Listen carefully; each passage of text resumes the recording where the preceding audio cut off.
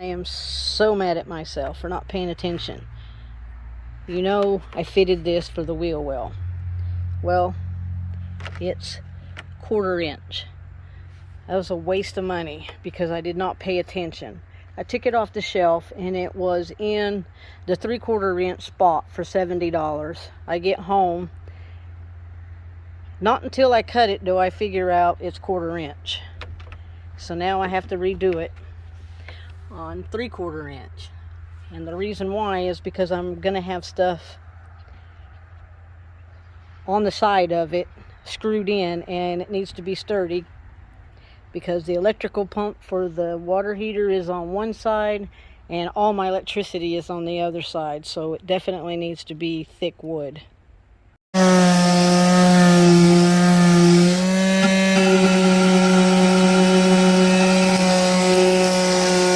Okay, come on now. This wood is too beautiful to cover up with white paint, so I'm gonna go ahead and stain it. Well, it's ugly when you first put it on, but then you have to take it off. Hopefully it'll be better. It's got to be better than painting it and hiding the wood altogether. Beautiful weather to be cutting out the second template.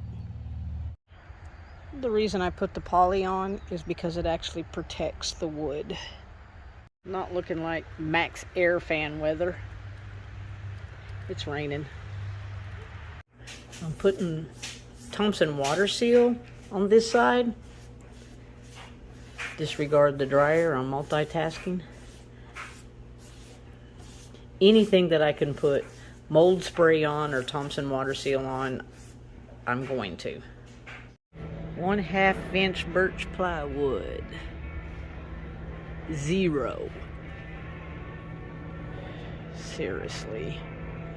The only one that is actually out of all this plywood over here. The only one that is completely out. Because I am doing everything by myself and I have nobody to hand me stuff.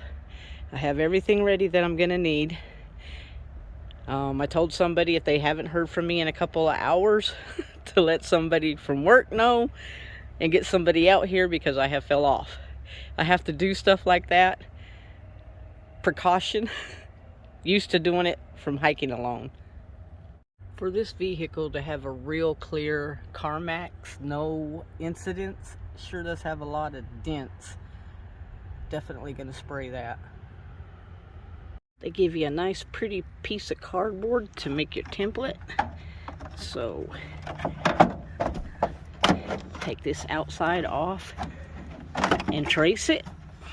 Where everybody makes it 14 by 14, I'm making it 13 7/8 by 13 7/8. And let me show you why. It's going right here. And this right here is actually going to be in the way. Not one, but two. So I have to get it exactly in the middle of these two beams. See my fit?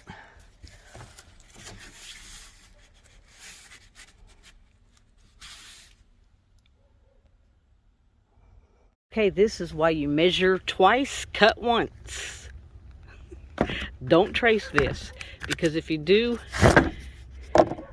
you're gonna have 13 1/2 instead of your 13 7/8. Yeah, just a little over 13 1/2. So measure twice, cut once. I am not tracing this. I'm just gonna do my 13 7/8 and 13 7/8. So I'm using the box to cut out my template. I have Google alarm set so I don't get carried away and be late for work. And it is like, let me show you. It literally touches the lip, and then you got this stuff in the way too. So not looking like I'm gonna get this done before work.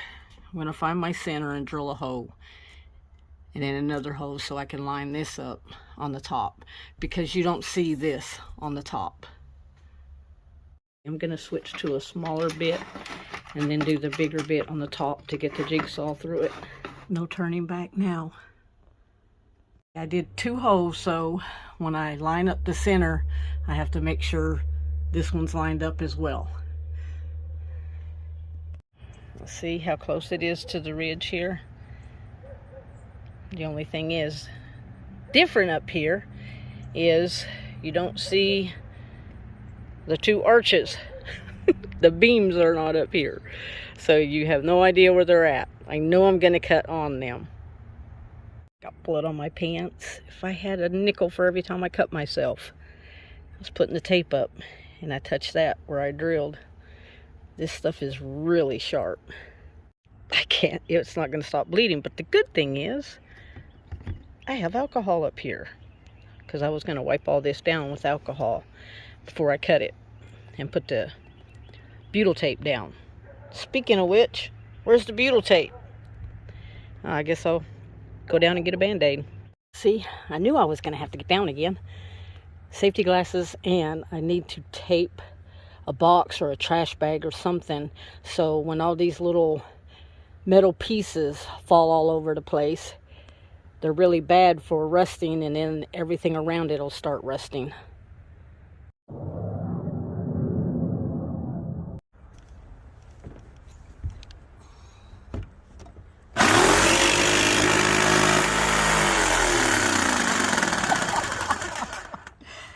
The blade fell off. Oh.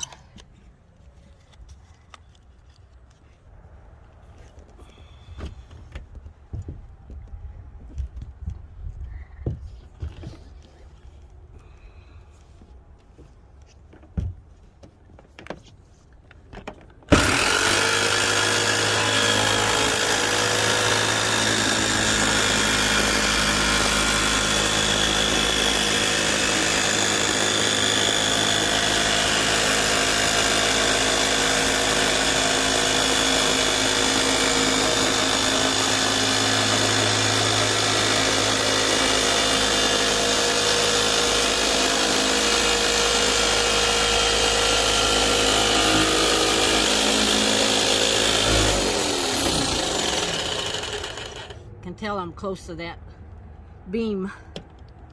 Okay, one more piece. I'm gonna go ahead and put tape on it so it doesn't fall down and then knock the trash bag down. It's really not flapping around up here like I've seen other people's, probably because I'm putting it in between those 2 beams. I know you can't see what I'm doing, but I put tape down so it won't fall down and knock my trash can down. Trash bag. Okay, for the dry fit.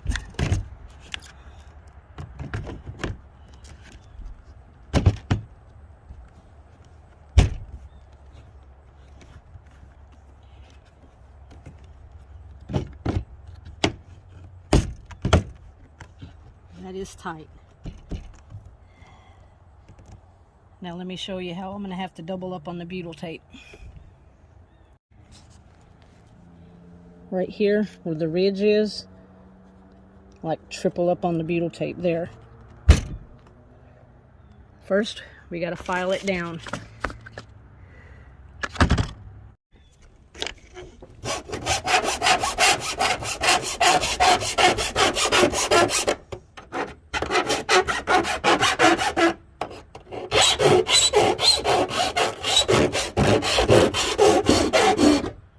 Piece of my trash bag fell, but I mean I did put that piece in there. You want to make sure you get all this up or you're going to have a rust problem. Okay, now I'm going to take this alcohol and wipe around the edges because now it's sticky from my tape, and I want to make sure it's clean so my butyl tape will stick really good.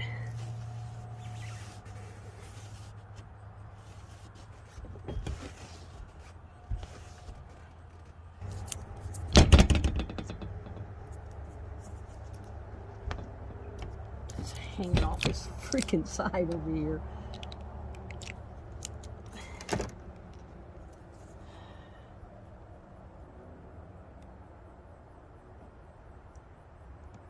This is the side I have to double up on.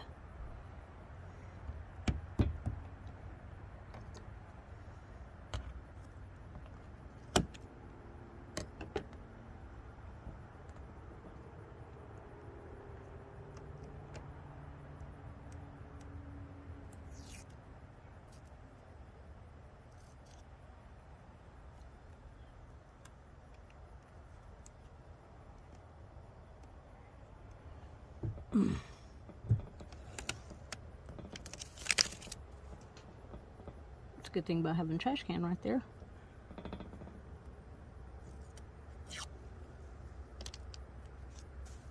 Well, if you was paying attention, you know I didn't paint that. So now I got to pull all this back up.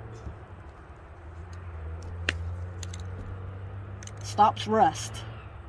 I have to get all that painted right there. And if I was smart, I would have left that template up here to use it so it won't get down in there since half of my trash bag's gone. So I'm going to pull this up and paint it. I have 30 minutes before I need to get ready for work. And everything was going good. I'm drilling holes in because I have a board right here. I'm going to have to take it back up because my drill bit broke. Here it is.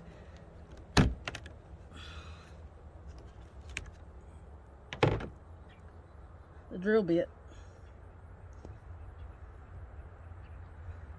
So I'm just going to take it and just screw it down, not make holes. Make sure these are on the side because your fan is going this way. This is wrong. These go to the sides of the man. I'm just going to screw my screws in and get this on it. This is a self-leveling adhesive, so be generous with it. It's going to flatten out. It's going to level out on its own. You don't have to use your fingers and try to smooth it out. It will do it for you. Note to self, do not start something 2 hours before you have to be into work. I didn't even get to blow off the metal shreds. If this works, I will do a free Glad trash bag commercial. I'm going to work because I'm working Saturday, and that's double time. Otherwise, I would have laid out of work. Man, get Glad. Glad kitchen bags have 3 plies of Stress Flex plastic. Not a drop so far, but it's in there. All this right here is water. So it's right now it's landing inside the bag.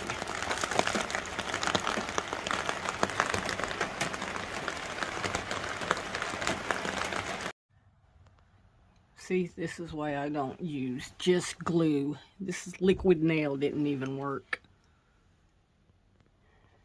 I guarantee you, I am the only one that has installed a fan and used a whole row of butyl tape.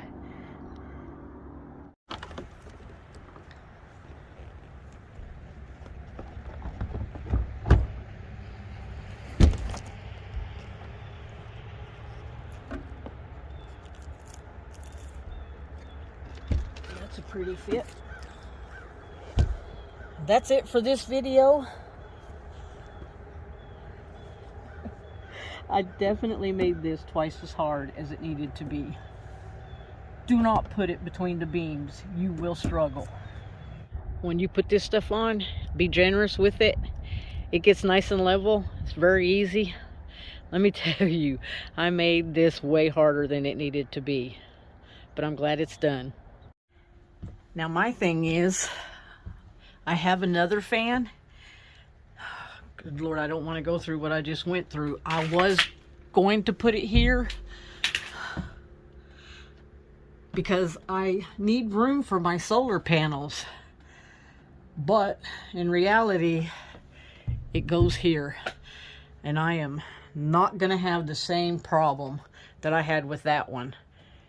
Patience. And to get those screws to line up when you lay that fan down in there, it was not easy.